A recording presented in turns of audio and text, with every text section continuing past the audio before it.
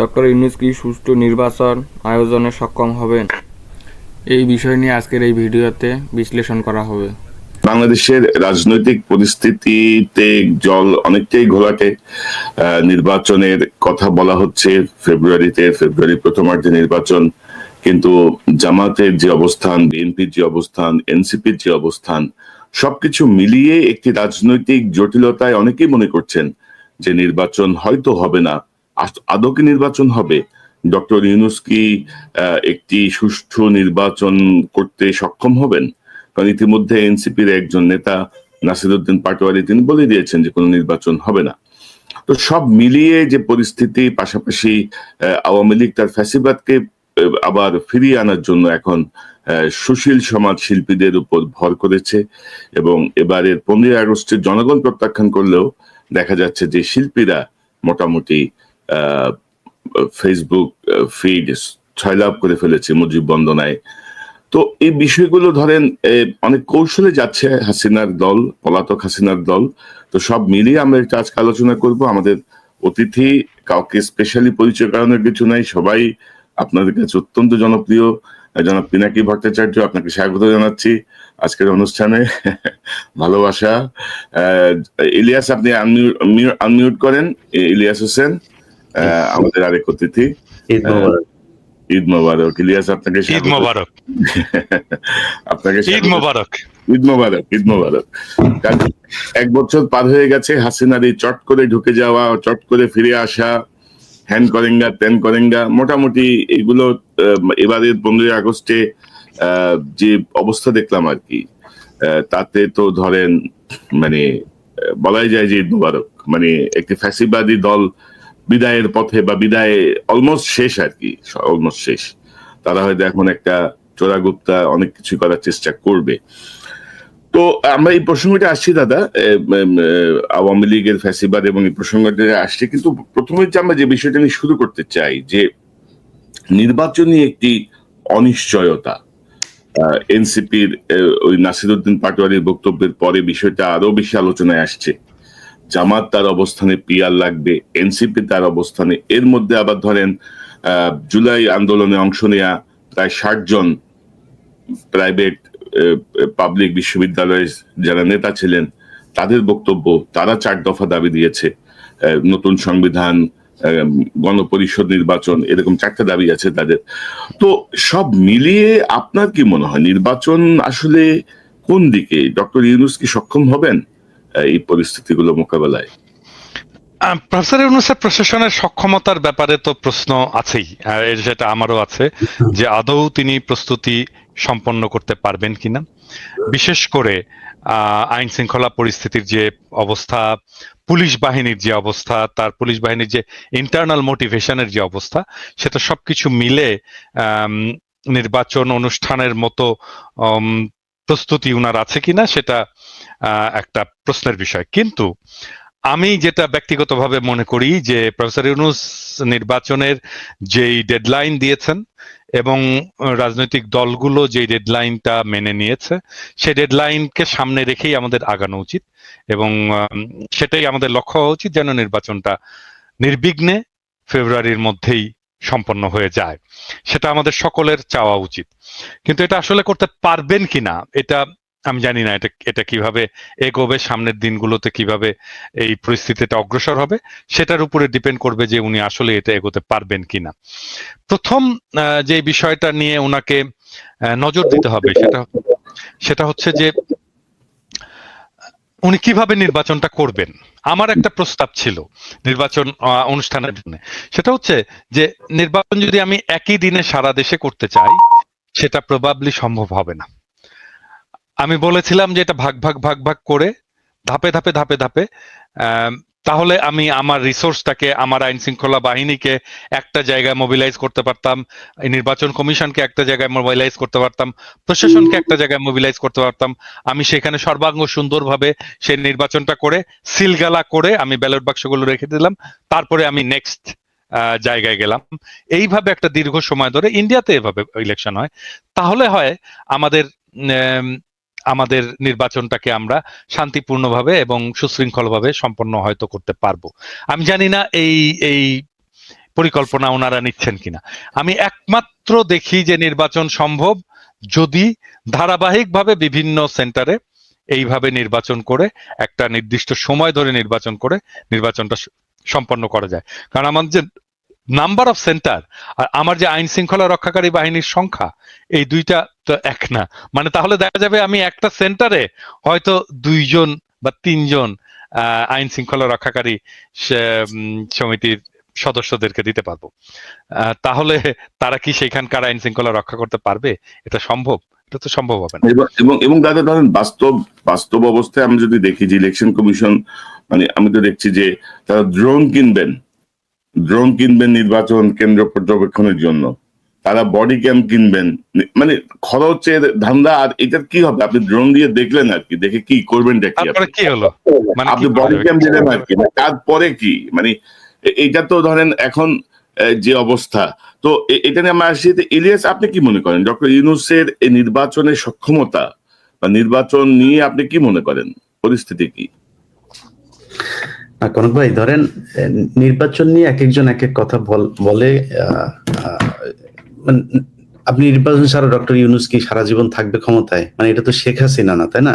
এবং আমার মনে হয় না যে শেখ হাসিনার মতো করে গায়ের জোরে কেউ নির্বাচন ছাড়া বাংলাদেশে থাকার চেষ্টা করবে। ডক্টর ইউনূসের তো সেই ইচ্ছা নাই। অন্য কেউ ভবিষ্যতে চেষ্টা করবে, আমার মনে হয় এটা অদূর ভবিষ্যতে বাংলাদেশের ইতিহাসে আর সম্ভব না। বাংলাদেশের ইতিহাস অন্যভাবে লেখা হয়ে গিয়েছে এবং বাংলাদেশের মানুষ বুঝিয়ে দিয়েছে যে আমরা লড়াই করতে পারি।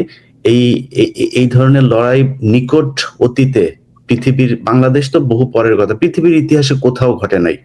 একজন মানুষকে, আমি নিজে আমার কথা বলি, আমার বন্ধু হোক, আমার ভাই হোক, আর যেই হোক, আমার সামনে তার বুকে গুলি করছে আর আমি তাকে ধরে তারপরে নিয়ে আসবো, এই সাহস বোধহয় আমার হবে কিনা আমি জানি না।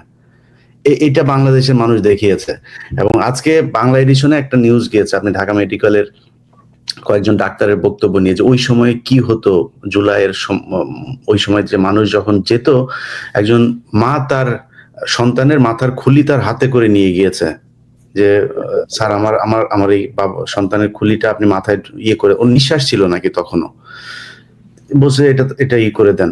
আর আরো বিভৎস সব ঘটনা তিনি ডাক্তার বলছিলেন, বাংলাদেশে আজকে নিউজে এসছে। তো সেখান থেকে আবার ওই খাতাটা, আমার যে ভর্তির যে ইয়েটা থাকতো, এটা কি বলে, মানে লগবুকটা, সেটাকে রেজিস্টারটা আবার গোয়েন্দা সংস্থার লোকজন গিয়ে ডাক্তারদের কাছ থেকে নিয়ে এসেছেন, যে কারণে সঠিক তথ্যটা ডাক্তাররাও জানেন না যে কি পরিমাণে মানুষ মারা গিয়েছেন, আহত হয়েছেন। এটাই তো বাংলাদেশের ইতিহাস। তো 24কে এত ছোট করে দেখে, আমরা 71-এর সাথে মিলাইতে চাই না, কিন্তু 24কে যারা ছোট করে দেখে, এইটাই বাংলাদেশের মুক্তি। ওই সময় আমাদের হাফ স্বাধীন হয়েছিল দেশ, এখন পূর্ণ স্বাধীনতা পেয়েছি আমরা 24-এর মাধ্যমে। একটা ইন্টারাপ্ট করি ইলিয়াস, জি জি, আমরা 71-এর সাথে মিলাতে চাই না কেন? না 71-এর মানে ওইটা গেলে অনেক তর্ক আসবে, যেহেতু এখানে ধরেন এই স্বাধীনতা যুদ্ধটাকে যেভাবে করা হয়েছে, ডক্টর ইউনূসও যদি চাইতো, গত 1 বছরে কি সম্ভব ছিল না দাদা, যে আমাদের কতজন মানুষ মুক্তিযুদ্ধে অংশ নিয়েছিল, কতজন শহীদ হয়েছে, কতজন ধর্ষিত হয়েছে, কার আজকে না বললাম কার আব্বারা হচ্ছে পাকিস্তানি মিলিটারি, এটা তো আমাদের খুঁজে বার করা দরকার, যে পাকিস্তানি মিলিটারিদের ঘরে কাদের পয়দা হওয়া, এটা জানা দরকার না? এটা জানুক, আমাদের জানাক, আমরা চাইতো জানি। মানে এটা হাসি তামাশার বিষয় না। 2 লক্ষ মা বোনের ইজ্জত, এটা বিশাল আকারের একটা অভিযোগ। আপনি সেটা করেন, খুঁজে বের করেন, আমরা তো চাই। তো সেটা তো সম্ভব না, আমি জানি না এটা আদৌ সম্ভব কিনা, করবে কিনা, কেউ তো করে না। ইলিয়াস, মানে আমার আগামী কালকে একটা বোমবাস্টিং এপিসোড আসবে মুক্তিযুদ্ধের নিহতের সংখ্যা নিয়ে। আমি এটা এখনই বলতে চাই না স্পয়লার দিয়ে। আমার বিশ্বাস এই ভিডিও দেখার পরে আমাদের অনেকের চোয়াল খুলে পড়ে যাবে আর কি। হ্যাঁ, এবং আমাদের সমস্ত রেকর্ডই আছে। হ্যাঁ, এই মুহূর্তে একটা বিষয় খুব গুরুত্ব দিয়ে বুঝতে হবে, ঘটনাগুলো হঠাৎ করে ঘটছে না, এর পিছনে রয়েছে দীর্ঘদিনের পরিকল্পনা ও রাজনৈতিক হিসাব নিকাশ। এখানে প্রশ্ন খুব ব্যক্তি বা দল নয়, প্রশ্নটা রাষ্ট্র ও জনগণের ভবিষ্যৎ নিয়ে। আমরা যদি গভীরে না যাই তাহলে সত্যটা আমাদের চোখে এড়িয়ে যাবে। যে কারণে বললাম যে ওই সময়টা না আসা পর্যন্ত আমরা 24-এর সাথে তুলনা করতে চাই না, কোনটা বড় কোনটা ছোট সেটা। আমার জন্য 24-ই সব, আমার জন্য 24-ই স্বাধীনতা, আমার জন্য 5 আগস্ট হচ্ছে বিজয় দিবস। তো এটা আমি মানতে চাই। এখন যারা দেখেছেন ৭১ তারা বলতে পারবেন কতটা যুদ্ধ হয়েছিল সারা দেশে। আমি ইলিয়াস একটা খুব বেসিক একটা তর্ক হাজির করতে চাই। মানে বাংলাদেশের মানুষ স্বাধীন হতে চায়, এটা যদি 19৭১-এর আকাঙ্ক্ষা হয়ে থাকে, তাহলে ইন্ডিয়া এসে আমাদেরকে স্বাধীন করে দিয়ে যেতে পারে কি? না, সেটা তো পারে না, করে দিয়ে যেতে পারে। এক দেশ আরেক দেশকে সহযোগিতা করলে না, এক দেশ মানে আমাকে আরেকজন স্বাধীন করে দিয়ে যেতে পারে না। না, আমি বলছি যে তারা যদি সহায়তা দেয়, সামরিক সহযোগিতা দেয়, সেটা ঠিক আছে, কিন্তু তারা তো বলছে যে এটা হচ্ছে তাদের সাথে যুদ্ধ। তারা তো বলেন আমরা বাংলাদেশকে স্বাধীন করতে। তারা 15 আগস্টকে তারা এই কি বলে এই 16 ডিসেম্বরকে ইন্ডিয়া আমাকে স্বাধীন করে দিয়ে যদি যায়, সেটা স্বাধীনতা না। আমার খুবই মৌলিক একটা প্রশ্ন, ভারত যদি আমাকে স্বাধীন করে দিয়ে যায়, সেটা আমার স্বাধীনতা না? দাদা ওইটা আরো পিন পয়েন্টে বলতে পারেন যে আমাদের বিজয় দিবস 16 ডিসেম্বর, ওই দিন আমাদের দেশ স্বাধীন হলো। ওই 16 ডিসেম্বরের অনুষ্ঠানে আমার দেশের কে ছিল? একজনের নাম বলেন। ছিল না কেন? এটা কিসের আমার স্বাধীনতা? আমরা অন্য তর্কে চলে যাচ্ছি, কারণ এটা খুবই স্টিমুলেটিং তর্ক। এই তর্কগুলো আমাদেরকে করতে হবে, জানা দরকার, খুব গুরুত্বপূর্ণ আলোচনা। এটা নিয়ে আমরা হয়তো অন্যদিন আরো বিস্তারিত পরিসরে বসতে পারি, প্রস্তুতি নিয়ে। আমার মনে হয় যে আমরা আজকে করতে হবে, এটা করতে হবে, আমরা করতে চাই। এটাকে খুব সহজে যেভাবে সামারাইজ করা যেতে পারে সেটা হচ্ছে যে, ধরেন আমি মনে করি অনেক মানুষের এটা নিয়ে, আমি নিজে আমার সত্যি কথা বলে, আমি যতদিন পর্যন্ত ধরেন ইভেন 2012 সাল পর্যন্ত এই গণজাগরণ মঞ্চের পর থেকে অনেক কিছু দেখছি, বুঝছি, কিন্তু এর আগ পর্যন্ত আমার ভেতর একটা ছিল যে পাকিস্তানিরা এত বদমাইশ ছিল, এত পরিমাণে মানুষকে আমাদেরকে মারলো, এত মা বোনকে, মানে 30 লক্ষ আর 2 লক্ষ শুনতে শুনতে একদম ছোট থেকে বড় হয়েছে। কিন্তু আমি খুব স্বাভাবিক একটা ইকুয়েশনের দিকে যাই। ধরেন আমি মনে করি যে 30 লক্ষ মানুষ মারা গিয়েছে। 30 লক্ষ মানুষ যদি মারা যায়, তাহলে 30 লক্ষকে আমি 68,000 দিয়ে ভাগ দেই। 68,000 দিয়ে ভাগ দিলে এক এক গ্রাম প্রতি কয়জন করে পরে আপনি হিসাব করেন। আপনার গ্রামে না। তবে ইলিয়াস, আমি আপনাকে শুধু একটা বিষয় অ্যাড করি যে মার্কিন যুক্তরাষ্ট্রের যে গোপন দলিল, এখানে মৃতের সংখ্যা 3 লক্ষ কিন্তু মেনশন করা আছে। 3 লক্ষ, এটা একেবারে ওদের 3 লক্ষ যদি মিলাই দিতে পারে, 3 লক্ষ যদি মিলাই দিতে পারে, কান কেটে আমি কুত্তাকে খিলাবো, বগুড়ার ভাষায় বললাম আর কি। আমরা এই প্রসঙ্গটা নিয়ে আরেকদিন অন্যদিন একটু বসি, বিস্তারিত কোথায় কি তথ্য আছে এটা আলোচনা হওয়া দরকার। তো দাদা, আমরা যদি এই নির্বাচন প্রসঙ্গে যদি একটু আবার থাকি, যে ধরেন আমরা দেখছি যে জামাতে ইসলামী ধরেন পিয়ার নিয়ে কিন্তু একটা স্ট্রিক্ট অবস্থানে চলে গেছে, যে তারা কোর্টে যাবে, তারা এটা মানবে না, ওইটা মানবে না। জামাতের সঙ্গে এনসিপিও অনেকটাই একমত। তো জামাত কি কোনো ঐতিহাসিক ভুলের মধ্যে আবার যাচ্ছে? মানে ধরেন যে আপনি আমরা 86 একটা ঘটনা দেখলাম, 91-তে বিএনপির সঙ্গে জোটবদ্ধ ছিলেন, 96-তে এসে আবার বিএনপির বিরুদ্ধে মাঠে নামলেন, গত 16 বছর ধরে একসঙ্গে আন্দোলন করলেন। বিএনপি জামাত একটা মানে প্রবাদ, মানে প্রেজ ওয়ার্ড হয়ে গেছিল না, যে আমাদের একটা ইয়ের মতো। তো এখন এসে দেখা গেল যে ইয়ের পরপরই দেখা গেল যে দুইজনের মধ্যে বিশাল দ্বন্দ্ব। তো মানে বিএনপি ভুল করছে, জামাত ভুল করছে, মানে এটা তো হওয়ার কথা ছিল না আর কি, না? যে ফ্যাসিবাদ বিরোধী যে শক্তিটা, এদের মধ্যে একটা ঐক্য দরকার ছিল। হঠাৎ করে কোথায় খেলা হচ্ছে, কি মনে করেন আপনি? না, এখানে তো অনেকগুলো প্রশ্ন করলেন। আপনি যদি পিআর এর প্রশ্নটা বলেন, পিআর প্রসঙ্গে আমার ভেরি স্পেসিফিক পলিটিক্যাল স্ট্যান্ড আছে, এবং আমি পিআর ইস্যু নিয়ে 2টা এপিসোড অলরেডি করেছি। আমি আরেকটা এপিসোড রেডি করছিলাম, জাস্ট মায়া করে করিনি, কারণ এই এপিসোডটা রেডি করলে জামাত ইসলামের লোকের খুব মাইন্ড করবে আমার উপরে আর কি। কারণ আমি যদি ওই এপিসোডটা করতাম, তাহলে জামাত ইসলামের কোনো চান্স ছিল না কোনো আর্গুমেন্ট নিয়ে দাঁড়ানো। মানে পিআর পদ্ধতিটা বাংলাদেশের জন্য একটা ডিজাস্টার হবে, একটা সিরিয়াস ডিজাস্টার হবে। আমরা অলরেডি উচ্চ কক্ষ একটা ডিজাস্টার হয়ে গেছে, এরপরে আবার এই পিআর একটা সিরিয়াস ডিজাস্টার হবে, মানুষের হাত থেকে ক্ষমতা চলে যাবে। হ্যাঁ, এখন যদি জামাত ইসলাম যদি এক গুয়ে হয়ে, এক রোখা হয়ে যদি পিআর এর পক্ষে দাঁড়ায়, তাহলে তো আমাকে আবারও এক গোয়ে হয়ে একরোখা হয়ে এই পিআর এর বিপক্ষে মানুষকে বুঝাইতে হবে। হ্যাঁ, এবং আমার এপিসোড কিন্তু রেডি। আমার বিশ্বাস জামাতে ইসলাম পিআর জিনিসটা বুঝেইনি ঠিক মতো। আমি সরি টু সে যে এই বিষয়টা বুঝেনি, এবং এই পিআর করার ক্যাপাসিটি বাংলাদেশের ইনস্টিটিউশনালি নাই। এটা এক্সট্রিমলি কমপ্লেক্স সিস্টেম। এটা আমি বাদ দিলাম, এটা কমপ্লেক্সিটির ইস্যুটা বাদ দিলাম। ধরা যাক আমি এই কমপ্লেক্সিটিটাকে ম্যানেজ করতে পারলাম কোনো না কোনো ভাবে, কিন্তু এইটা বাংলাদেশের ডেমোক্রেসিকে, বাংলাদেশের স্টেটকে এবং বাংলাদেশের জনগণকে ক্ষমতাহীন করবে। এই বিষয়টা ওনারা বুঝতে পারতেছেন না। এত বিজ্ঞ রাজনৈতিক দল ওনারা যে কেন বুঝতে পারতেছেন না আমি এটা জানি না। আপনি দরকার হলে ওনাদেরকে ডিবেটে ডাকতে পারেন আমার সাথে যদি মনে করেন। আমি কিন্তু শীর্ষ নেতাকে ডাকতে হবে একদম। আমি ওই রকম চুটকা ফাটকা নেতাদের সাথে আমি এটা নিয়ে আলাপ করবো না। শীর্ষ নেতাকে ডাকেন, পিআর পদ্ধতি নিয়ে ডাকেন, আমি ডিবেট করতে, প্রকাশ্যে লাইভে ডিবেট করতে রাজি আছি। কিন্তু তাহলে জামাত কি আবার কোন ঐতিহাসিক ভুলের দিকে যাচ্ছে, যেটা 86-96-তে হয়েছে বা 71-এও, মানে হঠাৎ করে একটা সিদ্ধান্ত, মানে কেমন যেন একটা রাইট টাইমে এসে রাইট ডিসিশন নেওয়া বা রাইট স্রোতের পক্ষে থাকা, মানে কেমন যেন তারা ইয়ে করে। এবারও কি এরকম কিছু হচ্ছে, ঐতিহাসিক কোনো ভুলের দিকে যাচ্ছে মনে করেন? মানে রাজনৈতিক দলগুলো তো ভুল করেই, এটা তো সব দলেরই তো ভুল থাকে, রাজনৈতিক ব্যক্তি হিসেবেও আমাদের ভুল থাকে। কিন্তু এই পিআর পদ্ধতি নিয়ে যদি মূলামূলি করে শেষ পর্যন্ত জামাত কিছু অ্যাচিভ করতে চায়, আমি এটা মনে করব যে এটা আরেকটা রাজনৈতিক ভুল হবে, বড় ধরনের রাজনৈতিক ভুল হবে, এবং এটা জামাত পরবর্তীতে স্বীকার করতে বাধ্য হবে। কারণ এর ফলে বাংলাদেশ যে জায়গায় যে দাঁড়াবে সেটার দায় তো তখন তাহলে জামাত ইসলামকে নিতে হবে। হ্যাঁ, আর আরেকটা বিষয় হচ্ছে কি, যে মানে এটা রাজনৈতিক দলগুলোকে বুঝতে হবে যে রাজনৈতিক দলগুলো কেন মনে করে যে আমরা দেশের মালিক। তা তো না। কয়েকদিন আগে তো একটা জরিপ বেরিয়েছে, তাই না?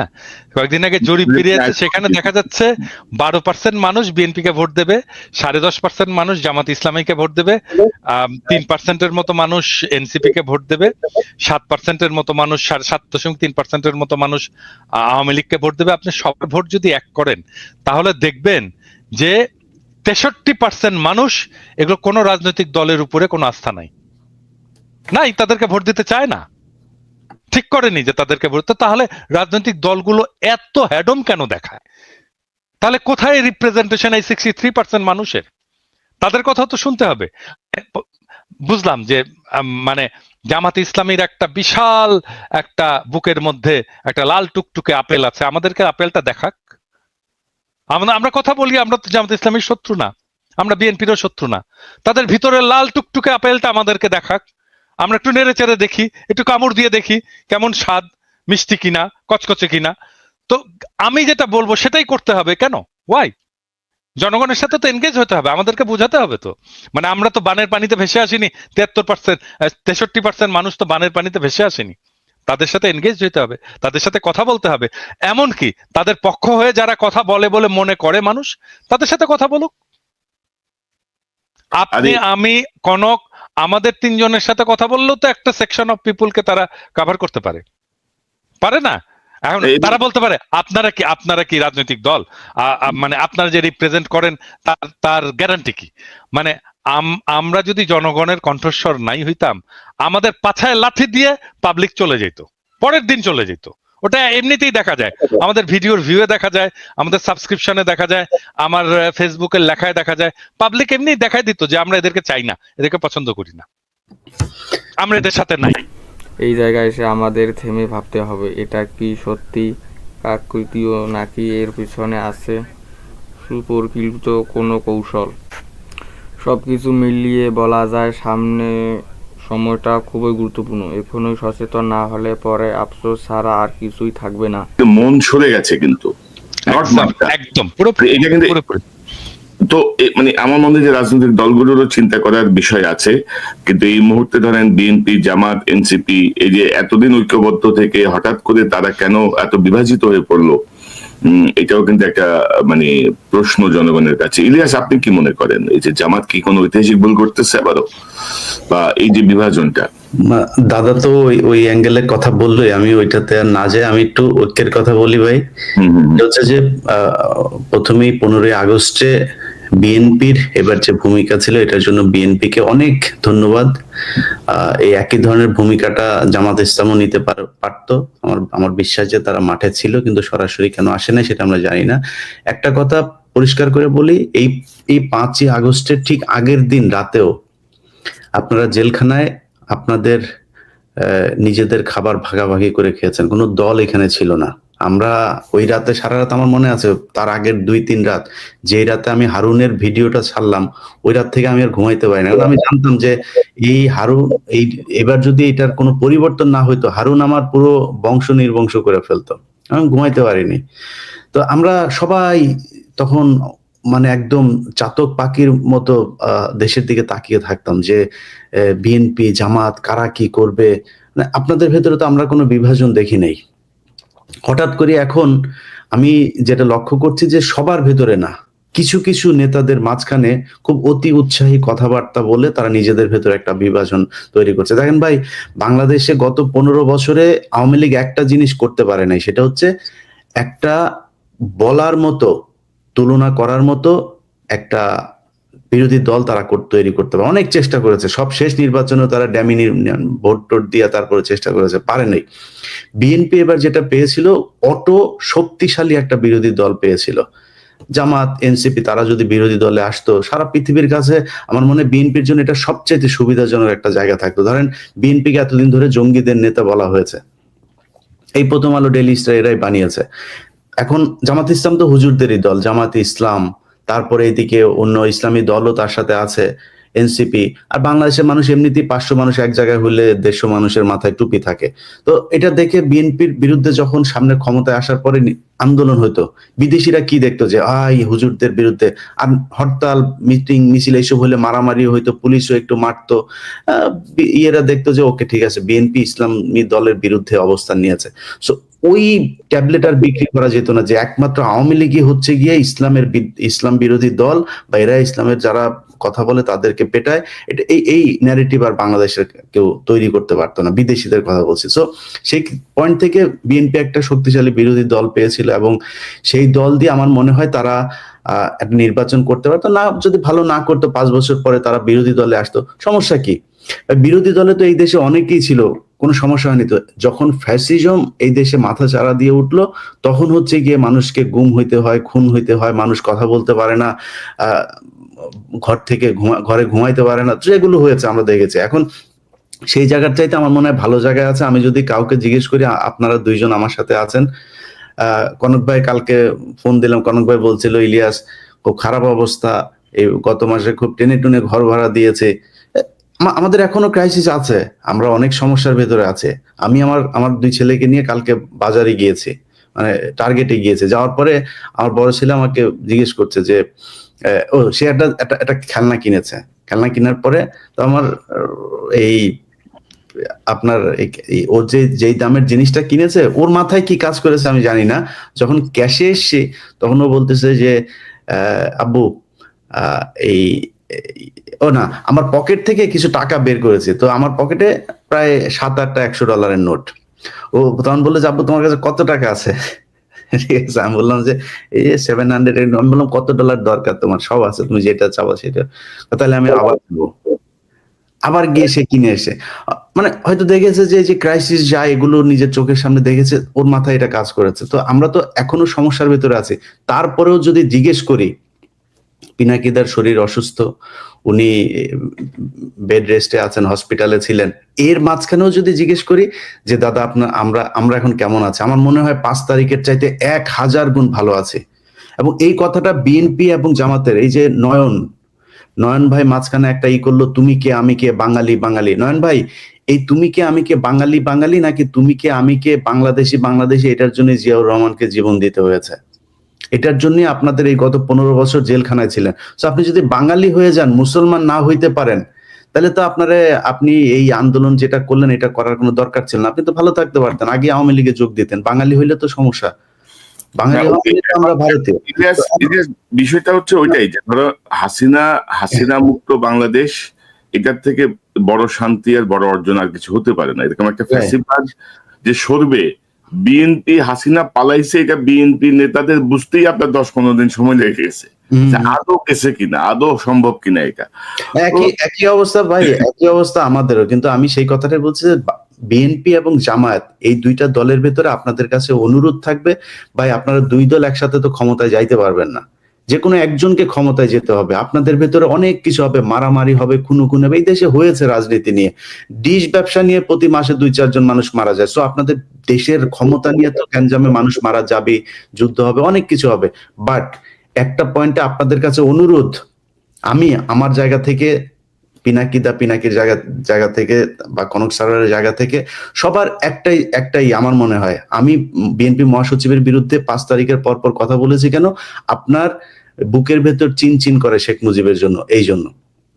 অতএব আওয়ামী লীগ এবং ইন্ডিয়ার জায়গাতে যদি আপনারা টাচ না করেন, অন্য যা বিষয় নিয়ে আপনারা সারাদিন বিরোধ করেন, একবার আপনারা আসবেন, একবার ওরা আসবে, বা এইভাবে চালান, তারপরেও ভালো থাকবেন। এখন কিন্তু কেউই ক্ষমতা নাই, বিএনপিও নাই ক্ষমতায়, আর জামাতও নাই। সো তারপরেও ভালো আছেন, অন্তত এইটুক ভালো থাকবেন, ঘরে ঘুমাইতে পারবেন, পুলিশ আপনার বাসায় যায় না, এখন গুম হওয়ার ভয় নাই, শেখ হাসিনার মতো তুলে নিয়ে যাবে না যে কোনো সময়।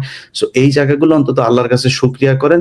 এবং দুইটা দলই আপনাদের কাছে অনুরোধ, এই কাদা ছুড়াছুড়ি, এবং এনসিপি কেও বলবো যে কেউ কারোর বিরুদ্ধে কাদা ছুড়াছুড়ি বাদ দিয়ে একটা পয়েন্টে আসেন, ভোট হবে এই দেশে, ভোট নিয়ে কোনো ভয় নেই, ভোট হইতেই হবে। সো প্রস্তুতি নেন, ভোটে আপনাকে মানুষ ভোট দিবে, ভোট হবে কি হবে না এটা নিয়ে চিন্তা ভাবনা করার দরকার নেই।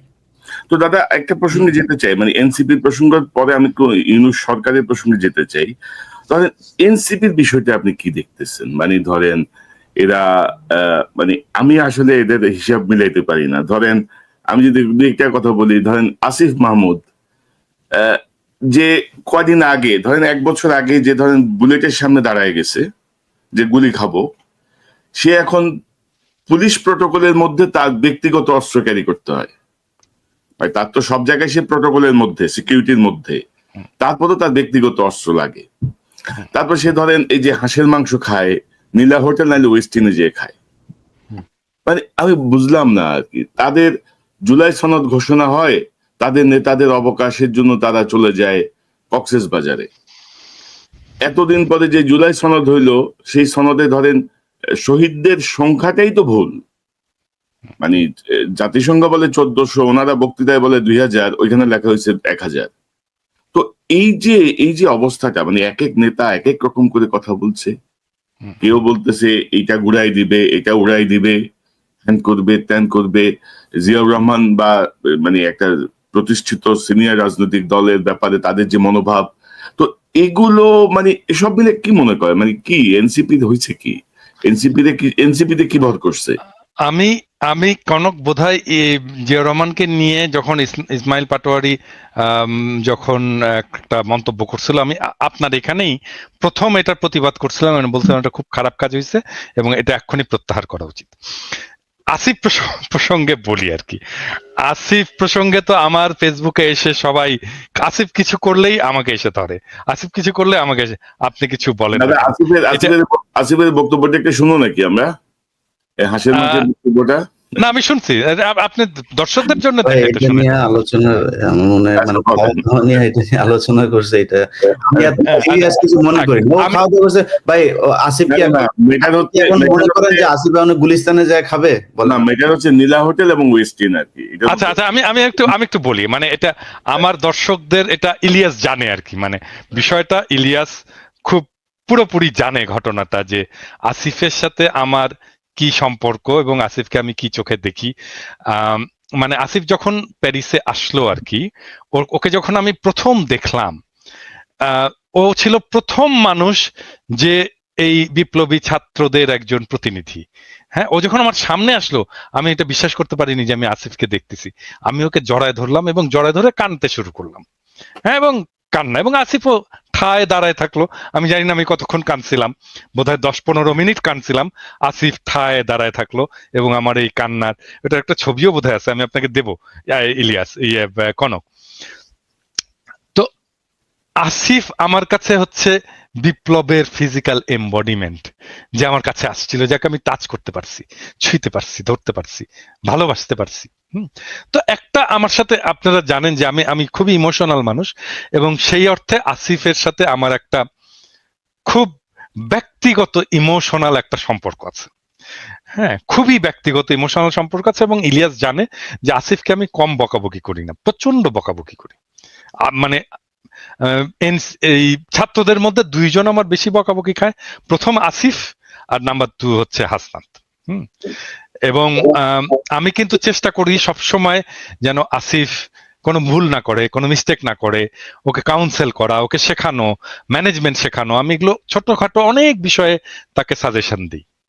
ছোট ছেলে, এখন ধরেন যদি কেউ বলে যে মানে আপনি আশকারা দিয়ে দিয়ে আসিফকে এরকম করছেন, বলতে পারে, যদি বলে, হ্যাঁ, কিন্তু আমি আসিফের প্রতি ওই স্নেহ, ওই ভালোবাসা, ওইটাকে আমি সবসময় নার্চার করব। আমি আসিফের এই কথাটা বলাটা ঠিক হয়নি, এই যে আমি ওয়েস্টিনে যাই, এই কথাটা বলাটা ঠিক হয়নি, এবং আমি কিন্তু সত্যি খুব রাগ করছি আসিফের উপরে এই কথাটা বলাতে।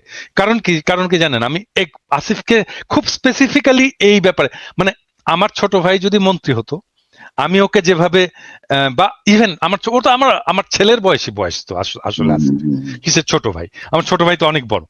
আমার ছেলে যদি হতো, মন্ত্রী হতো, আমি তাকে যেভাবে তাকে ধরে ধরে ধরে ধরে ধরে ধরে শেখাতাম, আমি আসিফকে কিন্তু এই বিষয়গুলো শিখিয়েছি। আমি কিন্তু ওকে বলছি যে আসিফ, তুমি তোমাকে খুব মিনিমালিজমের উপরে চলতে হবে, খুব অল্প জিনিসে তোমাকে তৃপ্ত থাকতে হবে, খুব বেশি জিনিস, তুমি যখন ভাত খাবে একটা তরকারি দিয়ে ভাত খাবে, একটার বেশি তরকারি নিবে না। আমি বলছি কেন নেবে না, কারণ তোমার দেশের মানুষ একটার বেশি তরকারি দিয়ে ভাত খেতে পারে না। তুমি তার জীবনটা বুঝতে পারবা না তুমি যদি এটা না করো, তুমি এই কাজটা করবে। আমি কিন্তু এক্স্যাক্টলি এই কথাটা বলছি। এবং যখন আমি দেখলাম যে আসিফ বলতেছে যে আমি ওয়েস্টিনে যাই, আমার খুব খারাপ লাগছে, আমি খুব বেদনাহত হয়েছি মানে এটাতে, আসিফের এই কথাতে। হ্যাঁ, মানে দাদা ধরেন এদের প্রতি আমাদের শ্রদ্ধা বা এদের প্রতি আমাদের কৃতজ্ঞতার কোনো শেষ নাই, এবং আমরা যে কথা আসিফের প্রতি আমার ভালোবাসারও শেষ নাই তো, আমার ভালোবাসা থাকবে, ও যত মিস্টেক করুক তারপরেও আমার ভালোবাসা থাকবে, কিন্তু মানে ও আমার কথা শোনে না কেন, এটা হচ্ছে আমার কথা। মানে ও কি, মানে আমি যে ওকে এত ভালোবাসি, এত স্নেহ করি, ওকে যে আমি আমার সন্তানের মতো দেখি, তো ও কেন আমাকে ওর ওর জায়গাটায় রাখতে পারে না, ও কেন ওই রেসপেক্টের জায়গাটা রাখতে, আমার কথা শোনে না কেন? আমাদের এই নতুন নেতাদের ধরেন যে বডি ল্যাঙ্গুয়েজ বা তাদের কাছে আমাদের যে প্রত্যাশাটা ছিল, সেই জায়গাটায় তারা ধরেন আমাদেরকে অনেক জায়গাতে হতাশ করেছেন, এবং এটা আমরা আশা করি নাই আর কি। মানে এত দ্রুত তাদের এই পরিবর্তনগুলো আসলে চোখে লাগে, আমাদের যেমন লাগে সাধারণ মানুষের চোখে লাগে, সাধারণ মানুষের মধ্যেই প্রতিক্রিয়া সৃষ্টি করে যে আপনি এক বছর আগে কি ছিলেন, এখন আপনি কি করছেন, ভবিষ্যতে তাহলে আপনি কি করবেন। এক বছরে যদি এই পরিমাণ পরিবর্তন আপনাদের মধ্যে আসে, তাহলে আপনি ভবিষ্যতের না, ইভেন রাজনীতিতে আপনি দেখেন, মানে আমি তো ওয়েস্টিনে যে খেতে পারি না বাংলাদেশের রাজনীতি করে, বাংলাদেশের মানুষ তো ওয়েস্টিনে খেতে পারে না, এত টাকা দিয়ে খেতে পারে না, এটা বড় লোকদের জায়গা, এটা এলিটদের জায়গা। আমাকে খুব সাধারণ মানুষের মতো করে থাকতে হবে, আমাকে খুব সাধারণ মানুষের মতো করে চলতে হবে। আমাকে অনেকে বলে, আপনারা দেখেন না যে ওই আপনি এই একটা হুডি পরে আসেন আপনার ইয়েতে, আপনার কি আর হুডি নাই, আপনার কি আর হুডি কেনার পয়সা নাই, আমাকে বলে কিন্তু অনেকে। আমি বলি হ্যাঁ ভাই, পয়সা নাই ভাই, এবং তারপরে হয় কি, অনেকে হুডি কিনে নিয়ে আসে, সত্যি সত্যি মনে করে আমার হুডি কেনার পয়সা নাই, একটা হুডি কিনে দিই। কেউ আসলে হাতে করে একটা হুডি নিয়ে আসে, একটা কাপড় নিয়ে আসে, বোধহয় দাদা বোধহয় কাপড় কিনতে পারে না। আরে ভাই, আমি এই প্রসঙ্গে এক জিনিস অ্যাড করি। ধরুন আমরা যখন সাংবাদিকতা শুরু করি, ধরুন আজ থেকে 28-30 বছর আগে, কিছু জায়গার কিছু ট্রেনিং আমি স্পেসিফিক মনে নাই, উনি বলতেছিল তুমি যখন পাবলিকের সাথে কথা বলতে যাবা, গ্রামে যাবা, বা কোনো একটা মেহনতি মানুষদের নিয়ে কাজ করবা, কোন এক ইয়েতে যাবা, তোমার গায়ের থেকে যেন ভুরভুর করে পারফিউমের গন্ধ বের না হয়। অবশ্যই না। তোমার হাতে যেন, ওই সাধারণ মানুষের হাতে ঘড়ি নাই, তোমার হাতে যেন ঘড়ি না থাকে। তোমার যদি একেবারে কম্পালসারি না হয়, চোখে সানগ্লাস পরে তুমি রিপোর্টার, তুমি সাংবাদিক, নো, তুমি তাদের অংশ, তাদের উপরে তোমার ডিপেন্ড করতে হবে, তারাই তোমার সোর্স, তারাই তোমাকে তথ্য দেবে। এই যে মিলে যাওয়া, এখন তোমার গায়ের থেকে যদি ভুরভুর করে ফুরফুরে গন্ধ বের হয়, সাধারণ মানুষটা তোমার সাথে পার্থক্য তার মনের মধ্যে তৈরি হয়ে যাবে, না আমার সাথে আমার গায়ের সঙ্গে ঘামের গন্ধ আর ওনার গায়ের থেকে এত সুন্দর ফুলের গন্ধ বের হয়, তো উনি নিশ্চয়ই আলাদা প্রজাতির মানুষ। তো এই জায়গাগুলো রাজনীতিবিদদের আরো সিরিয়াসলি খেয়াল রাখতে হবে, যেমন সাংবাদিক আমি একটা ছোট্ট এক্সাম্পল দিই। মানে এটা প্রবাবলি আমাদের ভবিষ্যতের রাজনীতিবিদদের জন্য কাজে লাগবে। মানে আমি যখন এক্সিকিউটিভ ছিলাম আর কি, বাংলাদেশে যখন আমি এক্সিকিউটিভ ছিলাম, আমি তো সিইও পর্যন্ত ছিলাম এবং আমি খুব পপুলার সিইও ছিলাম। আমি কেন পপুলার সিইও ছিলাম জানেন? আমি যখন ট্যুরে যেতাম, মানে অফিসিয়াল ট্যুরে যেতাম, আমি হয়তো যাচ্ছি ধরেন একটা গ্রামে যাচ্ছি, হ্যাঁ, একটা উপজেলায় যাচ্ছি, ওইখানে রাত হচ্ছে, হ্যাঁ, আমি তো আমার সাথে গাড়ি আছে, আমি তো গাড়িতে ফিরে এসে জেলা শহরে হোটেলে থাকতেই পারি। আমি করতাম কি, আমি বলতাম যে ওই উপজেলায় ওই গ্রামে যে আমার কলিগটা কাজ করে ওর বাসায় আমি থাকবো। অনেক সময় দেখা যেত সে মেসে থাকে, আমি বলতাম ঠিক আছে আমি মেসেই থাকবো, কোনো অসুবিধা নাই, আমার মেসের জায়গা হবে তো, একটা একটা শোয়ার জায়গা হবে তো, হ্যাঁ হ্যাঁ স্যার হবে, কোনো অসুবিধা নাই। আমি ওইখানে যেতাম, মেসে থাকতাম, আমি ওদের বাসায় থাকতাম। তারপরে আমি বলতাম যে আমার জন্য যেহেতু রান্না বান্না করবে, তোমরা কিছু তরি তরকারি, সবজি, মাছ, মাংস কিনে দিও ওর বাসায় ওই দিনের জন্য আমার উপহার হিসেবে। তো এটা কিনে দেওয়া হতো, ওরা একটা রান্না বান্না ওদের মতো করে, ওরা সবচেয়ে ভালোভাবে আমাকে রাখার চেষ্টা করতো। কিন্তু আমি যেটা পেতাম, হ্যাঁ, আমি কিভাবে থাকতাম সেটা বড় কথা না, আমি যেটা পাইতাম, আমি দেখতাম ও কিভাবে থাকে, ও ও কি খায়, ওর বাসাটা কেমন, কত বড়, ওর কিচেনটা কত বড়, ওর ওয়াইফ কে, ওর ওয়াইফ কি করে, ওর ওয়াইফের স্বপ্ন কি, ওর বাচ্চাটা কেমন, ওর বাচ্চার খেলনা আছে কিনা, হ্যাঁ, ওর বাচ্চা কি খেলে, ওর বাচ্চা কি পড়ে, ওর বাচ্চার পড়ার বইগুলো কি, ওর বাসায় বই আছে কিনা, হ্যাঁ, ওর বাসাটা কতটুকু ক্লিন। ধরেন ক্রমশ ধরেন আমরাও আশা করি যে তাদের অভিজ্ঞতা বাড়বে, তাদের বিষয়গুলো বুঝতে পারবেন, মানুষের সঙ্গে কিভাবে যেতে হয়, কিভাবে, মানে নেতা মানেই নেতা না, তো নেতা তো তুমি তাদেরই অংশ। এবং আনফরচুনেটলি বাংলাদেশে কনক আমার তখন বয়স ছিল 35 বছরের মতো, হ্যাঁ, এটা অনেক বেশি বয়সের ব্যাপার না, এটা এই ব্যাপারটা, এগুলো কিন্তু আমাদেরকে পলিটিক্যাল ট্রেনিং এ কিন্তু পলিটিক্সে আমরা শিখে আসছি, তো রাজনীতি করে আসছি, ছাত্র রাজনীতিতে এভাবেই শিখে আসছি, আমরা এভাবেই শিখে আসছি কিভাবে কিভাবে মানে আমি এখানে বলতে, আপনার সময় থাকলে আমি বলি, এখানে চান্দার কথা আসছে তো, আমি তখন 4th ইয়ারের ছাত্র রাজশাহী মেডিকেল কলেজে, এবং এটা বোধহয় কেউ জানে না, কিন্তু আমি বলে রাখি যে আমি বাংলাদেশের কমিউনিস্ট পার্টির ইতিহাসে সবচেয়ে কম বয়সী ফুল মেম্বার, সবচেয়ে কম বয়সী বাংলাদেশের কমিউনিস্ট পার্টির ইতিহাসে আমার বয়সী ফুল মেম্বার, পার্টি মেম্বার ছিল না, আমি একমাত্র, এবং প্রবাবলি এখনো পর্যন্ত আমি একমাত্র। তখন আমি 4th ইয়ারের ছাত্র, পার্টির ফুল মেম্বার। তো আমাকে ওই সময় 88 সালে একটা বন্যা হয়েছিল বাংলাদেশে, পুরো বাংলাদেশে বন্যা হয়েছিল, রাজশাহীতেও বন্যা হলো। আমাকে পার্টি দায়িত্ব দিল যে আমাকে চারঘাট এলাকায় বন্যার ত্রাণ চালাইতে হবে, মানে ওখানে খাবার নিয়ে যেতে হবে, কাপড় নিয়ে যেতে হবে, ওগুলো করতে হবে। তো আমি বললাম যে কিভাবে করব, বললো এটা তোমার উপরে। মানে আমি বললাম যে আমার রিসোর্স কোথায়, টাকা পয়সা কোথায়, তোমার উপরে। মানে আমাকে চিন্তা করতে হবে আমি কিভাবে আমার এই করব, আমার এই রসদ জোগাড় করব এবং ওখানে নিয়ে যাব। আজকে আমি বলতে পারি আমার চালানো ত্রাণ কর্মকাণ্ড আমাকে পার্টি থেকে একটা পয়সা দেয়নি, একটা পয়সা না। আমার চালানো ওই ত্রাণ কর্মকাণ্ড চারঘাটের মানুষ প্রবাবলি এখনো মনে করতে পারবে যে ওই মেডিকেল কলেজের একটা ছেলে এসে এখানে এসে ত্রাণের কাজ চালাই গেছে। কিভাবে করছি জানেন? আমি চিন্তা করলাম যে আমি করব কি, আমার কাছে কোনো টাকা পয়সা নাই, আমি করবোটা কি? তো চিন্তা করে বের করলাম যে আমি যে লোকালিটিতে থাকি মেডিকেল কলেজের আশেপাশে, ওইখানে বাসায় বাসায় গেলাম আর কি, যে বললাম যে ভাই আমি মেডিকেল কলেজের ছাত্র, চেনেন তো আমাকে, আমি চারঘাটে ত্রাণ করতে যাব, কালকে যাব, তো আপনি সকালবেলা যে রুটি বানান না, আপনি 2টা রুটি এক্সট্রা বানায়েন, আমি সকালবেলা আসবো, নিয়ে যাব রুটিটা। তো এরকম বলে আসলাম অনেকগুলো বাসায়। পরের দিন আমি ভাবছি আর কতগুলোই বা রুটি দেবে, 4-5টা বস্তা টস্তা নিয়ে, ব্যাগ ট্যাগ নিয়ে আমরা গেছি করতে। তারপরে যেয়ে দেখি ওরে মা, কিসের 2টা রুটি, 20টা রুটি বানায় রাখছে একটা বাসা। হ্যাঁ, কেউ খিচুড়ি ভরে হাড়ি ভরে খিচুড়ি রান্না করে রাখছে, বিশাল ব্যাপার।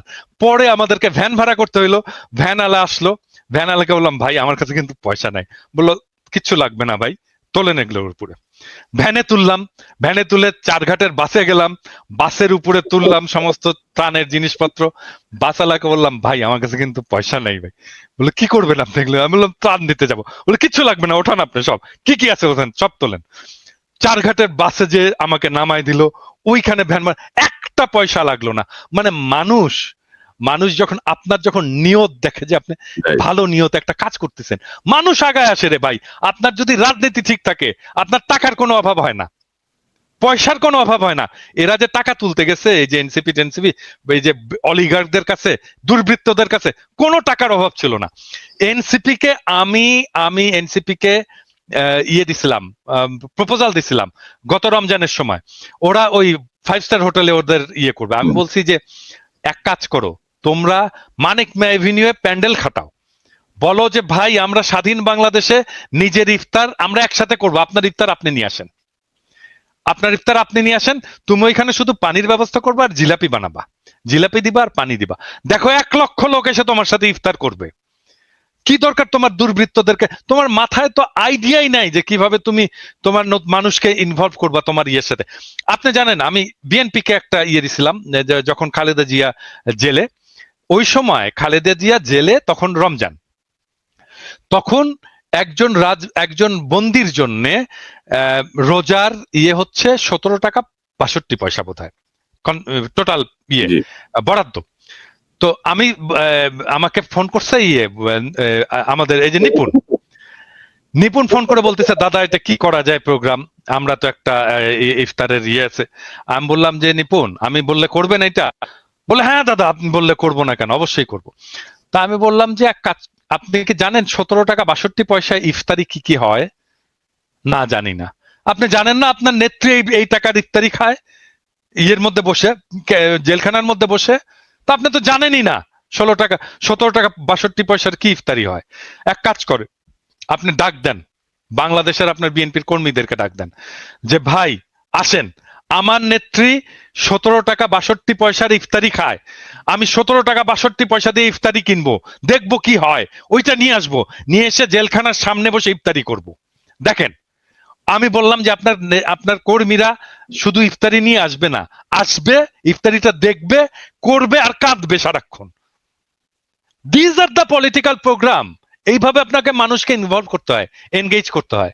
পারে না তো কিছু, করেনি তো, সে প্রোগ্রাম করেনি তো। আপনি আইডিয়া দিয়ে কি লাভ বলেন? মানে আপনি thousands of millions of ideas দিতে পারেন, যে আইডিয়া দিয়ে মানুষকে একদম উদ্বুদ্ধ করে ফেলা যায়, করবে না তো এরা। মানে ওরা কি বলে জানেন, ওরা বলে যে এই জন্যই তো আপনারা বিপ্লব করতে পারেননি, এই জন্যই তো আপনারা রাষ্ট্র ক্ষমতায় যেতে পারেননি। হ্যাঁ, আপনাদের মাথায় এত বুদ্ধি। হ্যাঁ, আমাদের কথা শোনেন, হ্যাঁ আমরাই ভালো করবো। ইলিয়াস, আপনার পর্যবেক্ষণ কি? ধরেন এনসিপি নিয়ে আনমিউট করেন ইলিয়াস, এবং যে বিষয়গুলো আসছে, পাশাপাশি ধরেন আরেকটা বিষয় আমি আপনার সঙ্গে অ্যাড করি, যে মিডিয়া মনে হচ্ছে যেন বিএনপি আর এনসিপির পিছনে লেগে আছে। শোনেন, আওয়ামী লীগ কিন্তু মোটামুটি মিডিয়ার মানে নাগালের বাইরে চলে গেছে। 5 তারিখের আগে কিংবা পরে এই সমন্বয়কদের সাথে আমাদের একটা চমৎকার একটা সম্পর্ক ছিল। মাঝখানে আমি এই চাঁদাবাজি নানান ধরনের অনিয়ম এগুলো নিয়ে এমন কেউ নেই যাকে পেয়েছি। মানে 5 তারিখের পরে আমি মনে করেছিলাম কি বাংলাদেশটা বোধহয় একটা জর্জিয়া কিংবা এই টাইপের খুব মানে শতভাগ একটা মানে শৃঙ্খলা একটা রাষ্ট্র হিসাবে বোধহয় প্রতিষ্ঠিত হইতে যাচ্ছে। তো এটা দেখলাম পরে ভুল। অনেক ভালো মানুষ দেখলাম ভাই, খুব সুন্দর করে করে, তার ব্যাপারে অনেক ভালো জানতাম, দেখি যে সমস্যা। তো সবাইরে বলতে চাই না, বাট আমরা যদি পার্সেন্টেজ করতে বলেন 99.9% আমরা করাপ্টেড। আমি সব আমাদের নিয়েই বললাম, কারোর করে বললাম না। তো আমরা বোধহয় জাতিগত ভাবেই মনে এই সমস্যাটা আছে। সো এটা বাদ দিলাম, এরপরে আর কথা বলি না। যদি কথা বলতে চান আপনি, আসিফ তো ওই যে দাদা বললো না, তো বাচ্চা ছেলে, এই কারণে সে এই কথাটা বলে ফেলেছে। আপনার কি মনে হয় যে এই সালাউদ্দিন কোনোদিন এটা বলবে? জীবনে বলবে না। ইভেন ধরেন দাদা পলিটিক্স করে এসছে, দাদার মুখ দিয়ে কোনোদিন এই কথা বের হবে যে ওনার জীবনের যদি কোনো খারাপ কোনো কিছু থাকে সেটা উনি বলবেন? এটা কৌশলে ওইভাবে উপস্থাপন করা হবে। এখন যদি নাকি আমরা করি হাসিনা 15 বছর ক্ষমতায় থাকলো, একটা স্বৈরাচার একটা সরকার আমাদের দেশ চালালো। এদেশে অনেক লুটপাট হয়েছে, পাথর লুট হয় নাই কিন্তু। এইভাবে একটা একটা ইয়ে থেকে মানে পর্যটন কেন্দ্র থেকে এইভাবে মানে মাটি সহ খুঁড়ে নিয়ে গেল, মানে এটা এটা বাংলাদেশে ঘটেছে নাই কখনো। অথচ আমাদের দেশে ওই সময় পরিবেশ উপদেষ্টাকে, যিনি সারা সারা বছর দেখেছি যে পরিবেশ নিয়ে কথা বলতে বলতে মানে গরম করে ফেলতো মিডিয়া। ওনার প্রতি মনে হয় সপ্তাহে, আপনি জানেন যে প্রতি সপ্তাহে মনে হয় 2-4টা অ্যাসাইনমেন্ট ওনার এই বেলার থাকতো না? কি করেছেন উনি পরিবেশ নিয়ে? একটা খাল উদ্ধার করেছেন, একটা এই ঢাকা শহরের 3-4টা তুরাগ, বেলা, ওইদিকে শীতলক্ষা, এদিকে বুড়িগঙ্গা, কোনোটার কোনো উন্নতি আছে? ঢাকা শহরের পরিবেশের কোনো উন্নতি আছে? কোনো কিছুর উন্নতি নেই। আপনি যদি বিএনপির কাছে আসেন, বিএনপির কি আপনি অন্তত যদি লিস্ট করি 2-4 হাজার মানুষের নাম আমরা বলতে পারবো না?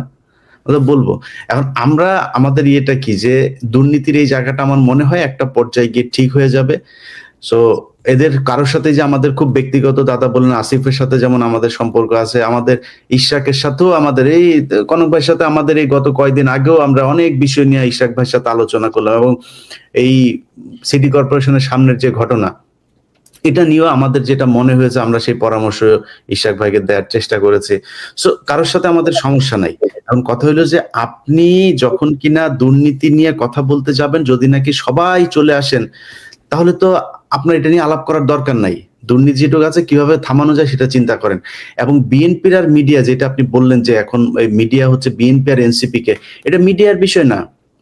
মিডিয়াতে তো এই হাসিনার সেই দোসররা আছেই।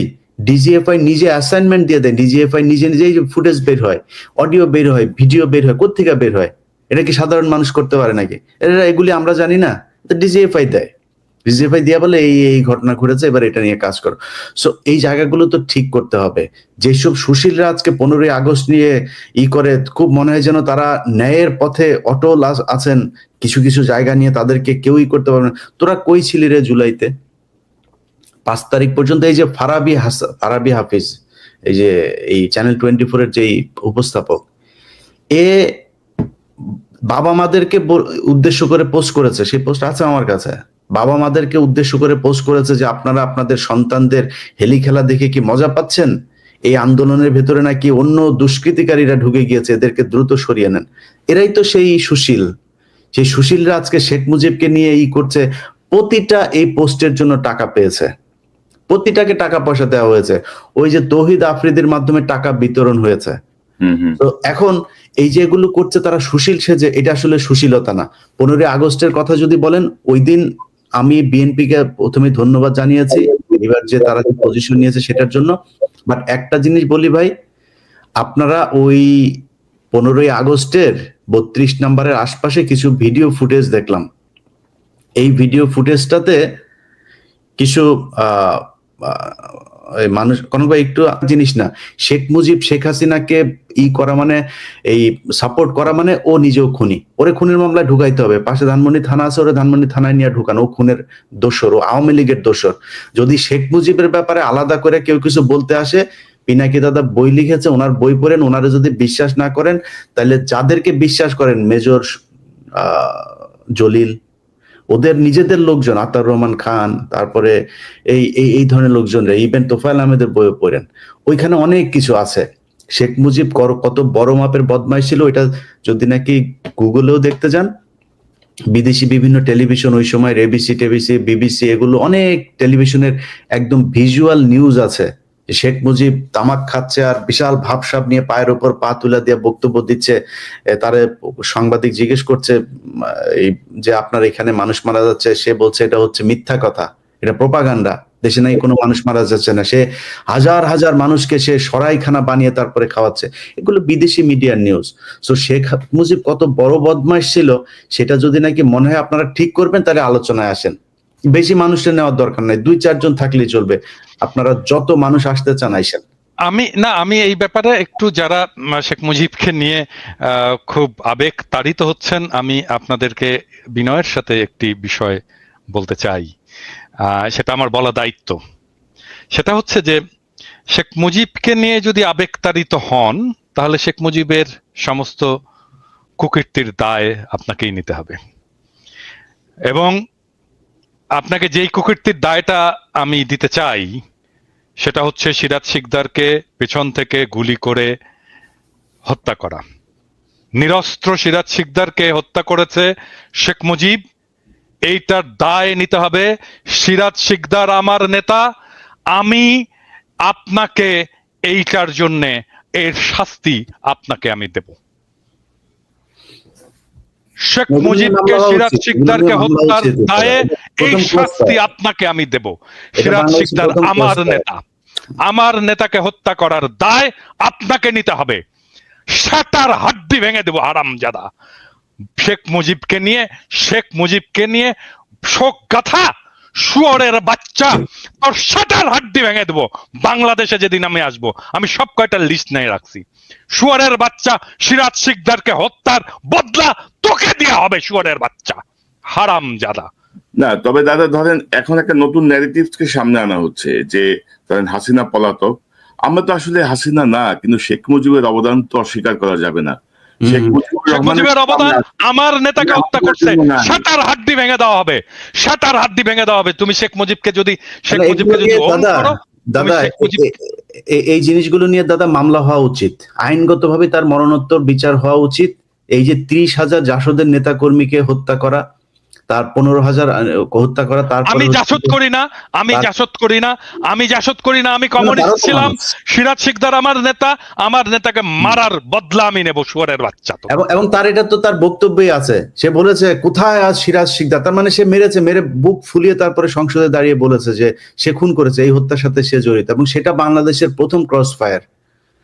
অতএব এগুলোর মরণোত্তর বিচার হওয়া উচিত। এবং যারা আজকে এগুলো করছে এরা তো আসলে মানে শেখ মুজিবের জন্য কান্দে না, এদেরকে পয়সা দেওয়া হয়েছে, এর মধ্যে কিছু আসে চামড়া ব্যবসায়ী, পয়সা পেছন দিয়ে হান্দায় দেওয়া হবে, ওই সময় পয়সা পেছন দিয়ে হান্দায় দেওয়া হবে, টাকা দিয়ে সব করতে পারে। ইলিয়াস, এখানে আরেকটা বিষয় আমি যেটা শুনলাম যে টাকা যেমন আছে, আবার কোন শিল্পী কোন জায়গার তাদেরকে ব্ল্যাকমেলও করা হচ্ছে। জানেন হাসিনার কিন্তু এটা একটা ভালো অস্ত্র ছিল, যে চরিত্র হনন এবং ব্ল্যাকমেলিং এর বহু কিছু, তো ওই হুমকিও দেয়া হচ্ছে, টাকাও দেয়া হচ্ছে। তো এই ন্যারেটিভসটা থেকে এটা নিয়ে আসলে মানে আরো কিছু কাজ করা দরকার। যে আমরা তো হাসিনাকে পছন্দ করি না, আমরা তার এইসব। একটা জিনিস বলি কনক ভাই, ধরেন 32 নম্বরের সামনে একটা মহিলা আসলো, এক হুজুর আসলো ফাজলামি করার জন্য, জাস্ট ফান করার জন্য। সে বলছে যে আমি 2টা খতম দিয়েছি। তার বউ বলে জীবনে কোনোদিন কোরআন পড়া দেখছেন না? ভিডিওটা বুরকাওয়ালা মহিলা, মানে ফান করার জন্য এসে, মানে এখানে ফান করা যায়। আপনি একটু চোখ বুঝা কল্পনা করেন তো ভাই, আওয়ামী লীগ ক্ষমতায় আছে, জামায়াতের শিবিরের বা বিএনপির একটা ছেলে সেখানে ওরা জিয়াউর রহমানের কবরের ওইখানে গিয়ে করেছে, সেখানে গিয়েছে। আপনি চিন্তা করেন তো যে তার অবস্থাটা কি হইতো, পাড়ায় মেরে ফেলতো ওইখানে। আপনি তারা নিয়ে ফান করেন, এটা ফান করার জিনিস না তো। সালাউদ্দিন কাদের চৌধুরীর কবরে যে কি করছে না, ভেঙেছে তো, সেখানে কেউ যেতে পেরেছে নাকি সেই জায়গায়? লাশ আমার চোখের সামনে, দাদা আমার চোখের সামনে দেখেছি। এই শহীদ কাদের মোল্লা তার লাশটা যাওয়ার সময় জুতা নিক্ষেপ করেছে তার লাশের গাড়ির উপরে। আমরা তো গোলাম আজমের গাড়িতে আমি ওই দিন নিজে ছিলাম, ওনার লাশটার সময় আমি জেল গেটে ছিলাম। তো এই যে কাজগুলো করেছেন, এগুলো এটা তো ওরা এটাই তো আওয়ামী লীগ, এদেরকে দিয়ে সব সম্ভব। আমাদের দক্ষিণ পশ্চিমাঞ্চলে, আমার বাড়ি চুয়াডাঙ্গা, আমার ছোটবেলায় দেখেছি এমন কোনো দিন নাই 2-4টা লাশ আমরা দেখি নাই। আমার ছোট একদম 5-7 বছর বয়সের থেকে আমরা বন্দুক হাতে নেই, আবার বন্দুক নিয়ে আসতো, ছেলে পেলে সব সামনে যাইতো। এগুলো এই এলাকার খুব স্বাভাবিক ঘটনা ছিল। কারা করেছে এগুলো? রক্ষী বাহিনীর মানে কাউন্টার দেওয়ার জন্য সেই জায়গায় এই জিনিসগুলো আস্তে আস্তে সেগুলো স্প্রেড হয়েছে পুরো দক্ষিণবঙ্গে। যারা এইখানে যে সমস্ত সো-কল্ড কালচারাল ফ্যাসিস্ট, যারা মুজিবের নিয়ে কান্নাকাটি করছে, এদেরকে যদি কোনো পরিচালক প্রযোজক তার নাটকে সিনেমায় নেয়, কোন টিভি চ্যানেল যদি তাদের কোনো প্রোগ্রাম এয়ার করে, তাদেরকে দেখে নেব। আমি আজকে বলে দিলাম, তাদেরকে দেখে নেব, এবং আমি যেটা বলি সেটা করব। এবং কিছু গণমাধ্যমও শেখ মুজিবের যেমন সমকাল, এই একে আজাদের সমকাল, তারা খালেদা জিয়ার জন্মদিনের নিউজটা করেছে শেষের 3 পৃষ্ঠার পরে যা চিকন এক জায়গার মধ্যে, শেষের পৃষ্ঠাও না, পত্রিকার প্রথম আর শেষের পৃষ্ঠা হচ্ছে সবচেয়ে গুরুত্বপূর্ণ, মাঝখানে 3 নাম্বার পৃষ্ঠার মধ্যে নিয়ে তারপরে সেখানে ছোট করে দিয়েছে। আর শেখ মুজিবের শ্রদ্ধাঞ্জলি, এবং অনেকগুলো পত্রিকা এই কাজগুলো করেছে, টেলিভিশন এগুলো করেছে। না, আমরা মনে করি যে নিশ্চয়ই যারা এই মানে ফ্যাসিবাদকে যারা সমর্থক এখনো আছে এইরকম একটা গণহত্যার পরে তাদেরকে সবাই বয়কট করবেন। পিনাকিদা যেটা বললেন, পরিচালক, প্রযোজক, টেলিভিশন ওনার, ফিল্ম ওনার, তারা এই ব্যাপারে নিশ্চয়ই সতর্ক থাকবেন, না হলে আমরা আমাদের মতো করে কাজ তো করবোই। তো দাদা, এই সকল কিছুর পেছনে কিন্তু ডক্টর ইউনূস সরকারের একটা দায় আছে। কিন্তু doctor Yunus Nobel laureate doctor ইউনূসকে আমরা যে জায়গায় দেখি, চিফ অ্যাডভাইজার ইউনূসকে আমরা নিশ্চয়ই সমান দৃষ্টিতে দেখবো না। তাকে একটা দায়িত্ব দেওয়া হয়েছে, গত 1 বছরে তিনি ওনার উপদেষ্টাদের কার্যক্রম রিভিউ করেন নাই, এবং আজকে আমরা যে আলোচনা করছি তার পেছনে অনেক কিছুই ঘটতো না যদি তিনি প্রপারলি চালাতে পারতেন। আপনি কি মনে করেন কেন কোনো রিভিউ হলো না? ডক্টর ইউনূসের দায় উনি কিভাবে এড়াবেন, কি মনে করেন আপনি? না, এটা তো প্রথম থেকে বলতেছি, যখন এই উপদেষ্টা পরিষদটা গঠিত হচ্ছে এবং এই উপদেষ্টা হিসাবে যাদেরকে নেওয়া হচ্ছে, এটা তো মিলিটারি এবং বাংলাদেশের সিভিল ব্যুরোক্রেসির একটা কম্বাইন্ড একটা ডিসিশন। হ্যাঁ, এবং এটার মধ্যে ছাত্ররা ঢুকছে এবং ছাত্ররা এটাকে এন্ডোর্স করছে, এবং ছাত্রদেরকে এটার দায়টা নিতে হবে। তো মিলিটারি সিভিল ব্যুরোক্রেসির কম্বাইন্ড ডিসিশন নিয়ে যাদেরকে উপদেষ্টা বানানো হয়েছে, তারা বিপ্লবের কোন বালটা করছে, বিপ্লবের কোন অংশটা তারা পালন করছে? কোনো কিছুই করেনি। তো তারা এই বিপ্লবের মর্ম বুঝবে না, তারা এই রক্তদানের মর্ম বুঝবে না, তারা এই ধারাবাহিক সংগ্রামের মর্ম বুঝবে না, তারা জানবে না আমরা কোন পথ দিয়ে এই জায়গাটায় আসছি, আমরা কোন কষ্ট, কোন কান্না অতিক্রম করে এই জায়গাটায় আসছি, আমরা কোন লড়াইয়ের মধ্যে দিয়ে এই জায়গাটায় গেছি। এবং এই বিপ্লব যদি ব্যর্থ হইতো, যদি 24-এ আমরা হাসিনাকে উৎখাত করতে না পারতাম, তাহলে আমাদের কার কি অবস্থা হইতো সেটাও ওরা জানে না। ওদের কারো কিছু হতো না, কার কি হতো? হ্যাঁ, হয়তো আসিফ নজরুলের কিছু হইতো, আদিলুর রহমান শুভ্রর কিছু হইতো, হয়তো প্রফেসর ইউনূস জেলে যেতেন, আর কার কি হতো? কারো কিচ্ছু হতো না। তারা এসে বসে বাংলাদেশের রাষ্ট্রের দখল নিল, ক্ষমতা নিলে রাষ্ট্র চালানো শুরু করে দিল। হ্যাঁ, অবশ্যই ছাত্রদের কিছু হতো এবং ছাত্র এটাকে এন্ডোর্স করলো।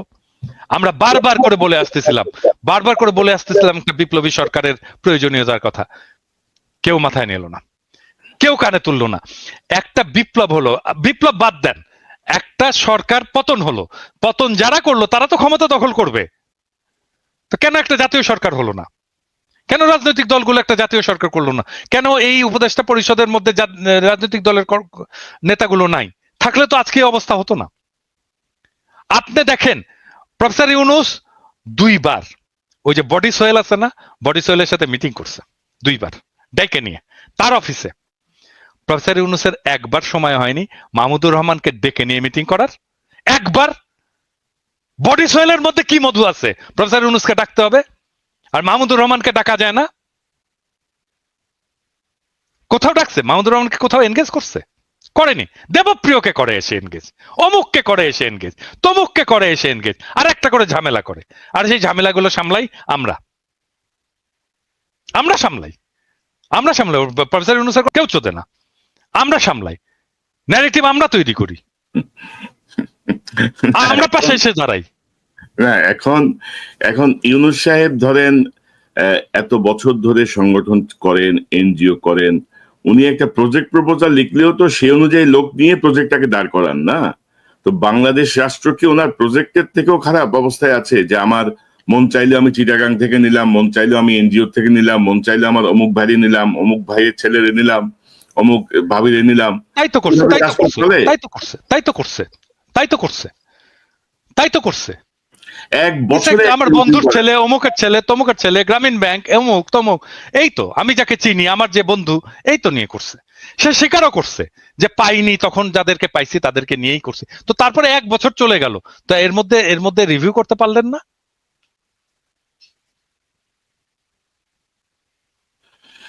না, এই দায় তো নিতে হবে। এবং আমি তো অনেক আরো খারাপ কথা শুনি, খারাপ খবর শুনি, আমি জানি না ওইদিকে যাচ্ছে কিনা, কি হচ্ছে আদৌ ওনার উনি কতটুকু নির্বাচনে সক্ষম হবেন, মানে এই পরিস্থিতিতে আমরা ধরেন আওয়ামী লীগের সচিব, আওয়ামী লীগের সেনা অফিসার, আওয়ামী লীগের পুলিশ কর্মকর্তা, আওয়ামী লীগের মাস্টার, সব প্রত্যেকে মানে ধরেন যারা 3-4টা নির্বাচনের অভিজ্ঞতা সম্পন্ন, মানে রিগড নির্বাচনের অভিজ্ঞতা সম্পন্ন, তারা প্রত্যেকেই স্ব জায়গায় বহাল। আপনি কোথাও টাচ করেন নাই। আপনি কি শাস্তে চাচ্ছেন? আপনি কিভাবে একটা সুষ্ঠু নির্বাচনে আদৌ কি সক্ষম হবেন? এই প্রশ্নগুলো তো আসছে দাদা এখন। আচ্ছা, একটা জিনিস বলেন তো, একটা জিনিস বলেন কনক, আমি বলি, মানে এটা উইথ অল ডিউ রেসপেক্ট, মানে আমি তো মাঝে মাঝে খেপে টেপে যাই, তো এখন করার কিছু নাই, এটাই আমার আমার নেচার আর কি। তো রাষ্ট্র নিয়ে, সরকার নিয়ে, সংস্কার নিয়ে কনক আপনার একটা চিন্তা আছে না, বলেন তো? আপনি এতদিন কাজ করছেন না? হ্যাঁ, ইলিয়াস, তোমার একটা চিন্তা আছে না? এতদিন কাজ করছো না যে রাষ্ট্রটা কিরকম হবে, করা উচিত আছে কি? ইয়েস অর নো বলো, আছে? মিউট হয়ে আছো। অবশ্যই অবশ্যই। প্রফেসর ইউনূসের সরকারের সংস্কার কমিশন আমাদের সাথে বসে আধা ঘন্টা কথা বলছে, আমারও আছে, আধা ঘন্টা কথা বলছে। আচ্ছা বলেন তো, আপনারা তো এতদিন ধরে লড়াই করছেন, সংগ্রাম করছেন, যেরকমই করেন, যতটুকুই করেন, করছেন তো। আপনারা বলেন তো, আপনাদের আপনাদের চিন্তা কি আগামীর রাষ্ট্রটা নিয়ে, সংস্কার নিয়ে, সংবিধান নিয়ে? কেউ কিছু বলছে? নির্বাচন কমিশন নিয়ে কেউ বলছে? একজন বলছে? কেউ বলে নাই। কেন বলেনি? মানে কি আমাদের মাথায় বুদ্ধি নাই? আমাদের লেখাপড়া করি না আমরা? নাকি আমরা পার্ট অফ রেভলিউশন না? নাকি আমরা কিছু বুঝি না? নাকি আমরা মূর্খসদা? আমরা কিছু বুঝি না, আমরা কিছু বুঝি না, মানে ওই যে একটা ইয়ে আছে না, এটা মুখ খারাপ করতে হয় আর কি, সরি, মানে কনকের এখানে এসে মানে মুখ খারাপ করতে আমার খুব খারাপ লাগে, কিন্তু এটা দিস ইজ লাইফ। হ্যাঁ, দিস ইজ লাইফ। ওইটা ওই ছোটবেলায় আমাদের ইয়ে আমাদের মেডিকেল কলেজে আমাদের ডোমদের ইয়ে ছিল, যারা লাশ কাটতো আর কি, লাশ কাটতে আমাদের হেল্প করতো। হ্যাঁ, ডেড বডি তারা প্রিজার্ভ করতো, পোস্টমর্টেমেও তারা হেল্প করতো, আর ডেড বডি কাটতেও খুব এক্সপার্ট, ভেরি এক্সপার্ট তারা। তো ওই রকম পচা টচা লাশটা আসতো সারাক্ষণ, এর গন্ধ টন্ধ তো বিভৎস গন্ধ। তো ওরা সারাক্ষণ টাল হয়ে থাকতো, মাল খেয়ে টাল হয়ে থাকতো আর কি। হ্যাঁ, তো ওর একজনের, এবং তারা খুব দার্শনিক কথা বলতো মাঝে মাঝে। হ্যাঁ, এত দার্শনিক কথা বলতো না, এগুলো যারা শোনেনি তারা ওই লাইফের ওই ফিলোসফি গুলো জানে না আর কি। তো বড় লোক এবং গরিব, এদের মধ্যে যে তফাৎ, এইটা সে কিভাবে এক্সপ্রেস করতো সেই ডোম আমাদেরকে।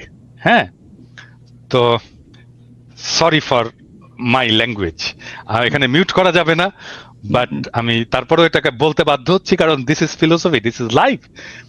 সে বলতো যে ভাই, আমরা শাক খাই, পেতনি লাগাই, আর ভূত হয়, আর উনারা সোনা খায়, পরি লাগায়, আর মাল হয়। তো এই যে সরকার, এই যে প্রফেসর ইউনূসের সরকার, এইখানে দরকার সোনা খাওয়া লোক, যারা পরি লাগিয়েছে এবং যারা মাল পয়দা করেছে, তাদেরকে দরকার প্রফেসর ইউনূসের সরকারের। আর আমরা, আমাদের বাপেরা শাক খেয়েছে, পেটনি লাগিয়েছে, আমরা ভূত হয়েছি। আমাদের কি, আমাদের এটা রাষ্ট্র? এটা আমাদের রাষ্ট্র না, এই রাষ্ট্র ওদেরকে, ওদের যারা সোনা খায়, পরি লাগায়, আর মাল হয়। আমাদের মতো পেতনি পেতনি চোদার রাষ্ট্র এটা না। তো এটা গরিবের রাষ্ট্র তো না, এটা খুবই দরিদ্রের রাষ্ট্র না, এটা গণমানুষের রাষ্ট্র না, এটা এলিটের রাষ্ট্র। এই এলিটের রাষ্ট্র ভেঙে দেব, এবং এটাই আমার লক্ষ্য। সরি আমার ল্যাঙ্গুয়েজের জন্য, আমি আবারও আমি মাপ চাই। না, ইউ আর অ্যাবসলিউটলি কারেক্ট। কারণ ধরেন অনেক কথা সহজভাবে বোঝানোর জন্য এক্সাম্পল খুব জরুরি, এবং ধরেন আসলেই তো তাই দাদা, তাই না? আসলেই তো তাই। তো এখন আসলে এই জন্য আজকে আমি আমার শিরোনামটা রেখেছি যে উনি কি সুষ্ঠু নির্বাচনে আসলে সক্ষম হবেন কিনা, মানে লক্ষণ তো বলতেছে না আর কি। এখন সামনে যে সংকটগুলো আসছে, সেই সংকটগুলো আদৌ উনি কিভাবে নিরসন করবেন? আজকে দেখলাম জাতীয় ঐক্য কি যেন ঐক্যমত্যের যে কমিশন, ওরা অঙ্গীকারনামা পাঠিয়েছে রাজনৈতিক দলের কাছে। মানে একটা মানে কি বলবো, একটা তামাশা, চারিদিকে তামাশা চলছে। তো ইলিয়াস, আপনার শেষ মন্তব্যটা শুনি। আপনার ওভারঅল কি মনে করেন, ইউনূস কি আসলে নির্বাচনে সক্ষম হবেন কিনা, এখন আসলে করণীয় কি? সময় তো আর হাতে বেশি বাকি নাই। তো সার্বিকভাবে আপনার কোনো যদি পরামর্শ বা পর্যবেক্ষণ থাকে। আমার মনে হয় যত দ্রুত সম্ভব একটা নির্বাচন দিয়ে, এই সরকারকে দিয়ে সম্ভব না। এই সরকার যদি মনে করে যে তারা ওই যেটা দাদা বললেন যে বিশাল স্মার্ট, আপনি স্বরাষ্ট্র উপদেষ্টাকে যদি দেখেন, তিনি যায়া কনস্টেবল, এসআই, এই খাইছো কি, খাইছো কি দিয়া খাইছো, মানে এমন একটা ভাব, উনি চ্যাটের পালা হতো, বুঝছেন? আর বেটা তোরে তো দেখতে কনস্টেবলের মতো দেখা যায়, তুই বেটা যায় ওইখানে গিয়া করি যে খাইছো কি, খাইছো, এটা কি কোনো ভাষা নাকি? শেখ মুজিব আপনি? সবাই তুই তুই করে, তুমি তুমি তুমি তুমি বলার কে? তুমি তুমি পারমিশন নিছো আমার কাছে? তুমি আমার তুমি বলবা? কনস্টেবলকে সম্মান দেন। এগুলি করে এই বন্যা টন্যা সবই তো মানে এদের জীবনে কোনোদিন এক কলম, আপনি উপদেষ্টা যতগুলো আছে, আসিফ নজরুল নিয়ে আমরা সমালোচনা করি, আসিফ নজরুল তাও বলেছে ভিতরে ভিতরে ডিজিএফআই এর হোক আর যাই হোক, তারপরেও সে বলেছে। এর বাইরে আমরা দেখান তো যে এই স্টুডেন্ট 2-3 জন ছিল, এর বাইরে কারোর জীবনে কোনোদিন একটা কথা লিখেছে এই ফ্যাসিবাদ নিয়ে? হাসিনার বিরুদ্ধে কেউ কথা বলেছে? একজনও নাই। এগুলো তারা করেছে। সো এই টাইপের লোকজন দিয়ে আমার মনে হয় না যে এইখানে সম্ভব হবে এটা দ্রুত একটা নির্বাচনের দিকে যাক। তবে একটা জিনিস বলে রাখি, যে যখন যে ধরা পড়েন তখন সে এসে তারপরে হাত পা চাপাচাপি করেন। এই হাত পা চাপাচাপি যেদিন চেয়ারটা থাকবে না তারপরের দিন থাকবে না। চেয়ার থাকা পর্যন্ত যদি কাজ শেষ করে না যাইতে পারেন, যেদিন চেয়ার পাছার নিচে থেকে চলে যাবে তারপরের দিন থেকে পাছার চামড়া উঠানো শুরু হবে। এখন পর্যন্ত ফেনীর 16টা লোক জেলখানায় আছে, ভাল লাগে না? এখন পর্যন্ত আমি লিস্ট নিলাম, ওই দিন 800 জনের উপরে লিস্ট, আমি সবগুলো লিস্ট নিয়ে তারপরে আমি বলছি, আমাদের এই স্বামী ভাইরেও বলছি। স্বামী ভাই আমার ওই দিন ফোন করছে, বলছে ভাই কারা কারা আছে, আমি বলছি ভাই আমি আপনাদের দিব, আমি আমি যেই যে জায়গায় দেওয়ার দরকার আমি দিব, দেখি কে কি করে। এখন পর্যন্ত বিডিআর এর লোকগুলো রে ভাই, জীবনে এই পৃথিবীর ইতিহাসে এখন, আরে ভাই শেখ হাসিনার মতো বদমাশ আমার জীবনে, আমার নিজের চোখে যত মানুষ দেখেছি, ওরে আমার দুর্ভাগ্য যে সামনে থেকে দেখছিলাম 2 দিন, আমার জীবনে দেখা যত মানুষ নিজের চোখ দিয়ে, ওর মতো জঘন্য মানুষ এই পৃথিবীতে কোনোদিন পয়দা হয়েছে বলে আমার মনে হয় না। ফেরাউনও এত আল্লাহর সাথে যুদ্ধ ঘোষণা করে না যেটা শেখ হাসিনা করেছিল। সো এই ধরনের মানুষ নিয়ে তারপরে তারা দেশ চালিয়েছে। তারপরে কোনোদিন একটা জামিনের আদেশ হবে, সেই শুনানির শেষে আদেশটা দিবে, বিচারক বলল লাঞ্চের পরে আদেশ দেওয়া হবে। তারপরে গেল রবিবার, সোমবার, and it's been 8 months। এই 8 মাসের মধ্যে এখন পর্যন্ত এটা কোনো বিচার? ডক্টর ইউনূস বাল ফালান আপনি কি করেন কি? আপনি এগুলি দেখেন না চোখে? এগুলি না দেখে আপনি দেশ সুন্দর করে থুয়া তারপর চলে যাবেন? সো এই টাইপের কোন সরকার আমরা দেশে চাই না, যত দ্রুত সম্ভব। আমি আমার ব্যক্তিগতভাবে যদি মনে করেন, আমি সরাসরি বলি যে অনেকেই আবার বলবেন যে আমি বিএনপি টিএনপি করি, ভাই এখনো পর্যন্ত আমাদের দেশের বিরুদ্ধে এই যে জঙ্গি একটা এই কার্ড কিন্তু এখন আওয়ামী লীগ বিভিন্ন জায়গায় খেলে যাচ্ছেন। আমি মনে করি বিএনপির ক্ষমতায় আসা উচিত এবার, এবং আমার বিশ্বাস আমি তারেক রহমানের বিভিন্ন পলিসি টলিসি এগুলোর ব্যাপারে যতটুকু জানি, এবং বিএনপি যেটা সত্যি কথা, এই যে বললেন যে চাঁদাবাজি, প্রতিদিন নিউজ হচ্ছে বিএনপির ছাত্র দলের অমুক কোন এক উপজেলার জেলার, আরে ভাই সে ছাত্র দল, মানে এক গ্রামের এক ওয়ার্ডের এক স্বেচ্ছাসেবক দলের এক সেক্রেটারি, তারে নিয়েও নিউজ হয় বিএনপির ছাত্র দল এই কি স্বেচ্ছাসেবক দল নেতা, মানে দেখে মনে হয় যেন কেন্দ্রীয় নেতা বোধহয় চাঁদাবাজি করেছে। আপনি আসিফ সহ এই যে এদেরকে যেইভাবে কালার করা হচ্ছে, যদি আপনি করতে যান কোন মন্ত্রণালয় সুষ্ঠুভাবে চলছে একটা মন্ত্রণালয় দেখান, সবখানেই তো দুর্নীতি হচ্ছে। কেন করা হচ্ছে? কারণ টার্গেট এনসিপি এবং বিএনপি, এই দুইটাকে যে কোনো ভাবে কালার করা হবে। সো এগুলো করা হচ্ছে। আমার মনে হয় এই পরিস্থিতি যদি তারেক রহমান দেশে আসতো বা একটা সরকার যদি ক্ষমতায় থাকতো, তাহলে মনে হয় এই অবস্থা হতো না। এবং বিএনপি কিন্তু তাদের যে কোনো কারোর বিরুদ্ধে অভিযোগ আসলে সাথে সাথে তাকে বহিষ্কার করছে। তারা যে আওয়ামী লীগের মতো যা মনে চায় তাই করছে, কোনো কেউ কিছু বললে কেয়ার করছে এরকম না, কিন্তু তার সাথে সাথে বহিষ্কার করছে। হচ্ছে তো ব্যবস্থা নেয়া। তো আমি মনে করি যে একটা সরকার আসলে, তারেক রহমান যদি সরকার প্রধান হয়, সেখানে তার দলের উপরে তার সর্বোচ্চ থাকবে, এবং তারেক রহমান যদি দেশে যায়, আমি মনে করি সেদিন থেকে মানে দেশ বিএনপির অধীনেই চলবে। সো ওইটা আমার দ্রুত করা উচিত আমি মনে করি। এই সরকারকে কোনো সুযোগ দেওয়ার আমি নির্বাচন পেছনে মানে আমি এই সরকারকে মনে করি না যে তারা দেশ পিছায় দিয়ে যদি সম্ভব হয় 1 বছরে সম্ভব হইতো, আরো 6 মাস সময় আছে, আপনি সরান। আপনি কেন এইসব পচা গন্ধ মাল নিয়ে তারপরে আপনি সরকার পরিচালনা করবেন? আপনি নতুন করে লোক না, দেশে অনেক মানুষ আছে, বিজ্ঞ লোকজন আছে, অনেক দেশপ্রেমিক মানুষ আছে, যাদের শক্তি আছে, তারা করবে। সেটা না করে যদি এইভাবে করতে চায়, আমার মনে হয় এটাকে আমি আমার জায়গা থেকে কখনোই সাপোর্ট করি না, করব না। এইভাবে দেশ চলতে পারে না। দাদা একটু আগে যে মুখ খারাপ করে কথাবার্তা বললেন না ভাই, শরীরের রক্ত গরম হয়ে যায় আসলে এদেরকে নিয়ে কথা বলে। এই জন্য এতগুলো মানুষ, ওগুলি তো চোখে ভাসে এখনো। আপনার মনে নাই কনক ভাই, আমরা ঘুমাই নাই রাত, সেই গভীর রাতে দুইজন দাঁড়িয়ে দাঁড়িয়ে কি হবে, কি হচ্ছে, কি, আরে ভাই মানুষগুলি মারা যাচ্ছে চোখের সামনে। যখন এই যে করলো, লাইট গুলো সব ইন্টারনেট বন্ধ করে যখন ছবিগুলো আসতে থাকলো, ভাই খুব খারাপ। এগুলো এখনো মানসিক ভাবে দেয়। আপনি এইরকম একটা দেশের রক্তের বিনিময়ে আসা স্বাধীনতাকে আপনি এইভাবে ধ্বংস করে দিবেন, এটা কোন ধরনের সুশীলতা রে ভাই? আপনি ক্ষমতায় এসে সাথে সাথে প্রথমে আপনি মতিউর রহমান রে নিয়ে আপনি ইন্টারভিউ দিলেন, এগুলো আমরা দেখেছি। সো দেখছি অনেক কিছু, এগুলো যখন কিছু করার ক্ষমতা থাকবে না আপনাদের, তখন কিন্তু হাতে পায়ে ধরে লাভ হবে না, তখন কিন্তু সব টিরে ন্যাংটা করা হবে। সময় থাকতে সাবধান হন, দেশটা সঠিক পথে নিয়ে যান। জি দাদা, আপনার সর্বশেষ পর্যবেক্ষণ, মতামত, পরামর্শ। না, আমি ইলিয়াসের মতের সাথে একমত যে আমাদের দ্রুত নির্বাচনের দিকে অগ্রসর হওয়া উচিত এবং নির্বাচন শেষ করে আমাদের স্ট্যাবিলিটি নিয়ে আসা উচিত দেশে। এটাই আমাদের প্রাইমারি লক্ষ্য হওয়া উচিত। এবং বিএনপি যেহেতু অঙ্গীকার করছে তারা একটা জাতীয় সরকার করবে, আমার বিশ্বাস যে তারা একটা অল ইনক্লুসিভ, সবাইকে নিয়ে একটা জাতীয় সরকার করবে এবং সবার কথা মাথায় রেখেই দেশটাকে চালাবে, সবাইকে নিয়েই। যদি সেটা চালায়, ওয়েল অ্যান্ড গুড। অবশ্যই নির্বাচনটাকে আরো অনেক সময় আছে, কারণ আমি আর একটা কনসার্নের কথা বলেছি, সেটা হচ্ছে যে এখনো 63% মানুষ ঠিক করেনি কাকে ভোট দেবে। সো এই 63% মানুষের ঠিক করার উপরেই নির্ভর করবে আগামীর রাজনীতি কি হবে, আগামীর রাজনীতি কি হিসেবে নির্বাচিত হবে। কোন ফ্রন্ট যদি তৈরি হয়, গড়ে ওঠে, রাজনৈতিক ভয়েস যদি দেয় 63% মানুষকে, প্রবাবলি তাহলে এই 63% মানুষের সমর্থিত দলগুলোই বা ফ্রন্টই রাজনৈতিক ক্ষমতায় যাবে। দেখা যাক কি হয় সামনের দিনগুলোতে। আরো অনেক হয়তো আমি একটু অ্যাড করি যে আপনি নির্বাচন, ইলিয়াস নির্বাচনে চাচ্ছেন, আপনিও নির্বাচনের কথা বলছেন, আমিও নির্বাচন চাই, যত দ্রুত সম্ভব নির্বাচন হোক।